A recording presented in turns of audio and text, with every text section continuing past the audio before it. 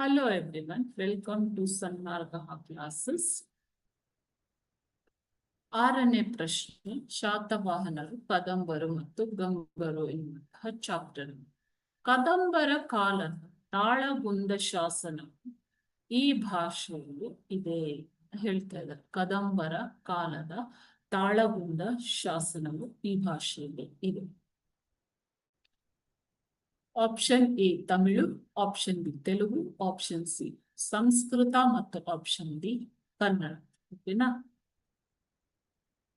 ಮಳವಳ್ಳಿ ಶಾಸನವು ಪ್ರಾಕೃತ ಭಾಷೆಯ ಬಗ್ಗೆ ನಮಗೆ ತಿಳುವಳಿಕೆಯನ್ನ ಕೊಡುತ್ತದೆ.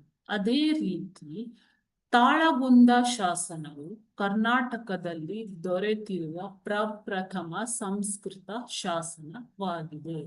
ಈ ತಾಳಗುಂದ ಶಾಸನವು ಕದಂಬರ ಕಾಲದ ಶಾಸನ, ಕರ್ನಾಟಕದಲ್ಲಿ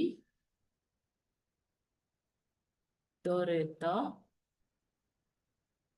ಪ್ರಥಮ ಸಂಸ್ಕೃತ ಶಾಸನ ಯಾವುದು? ತಾಳಗುಂದ ಶಾಸನ.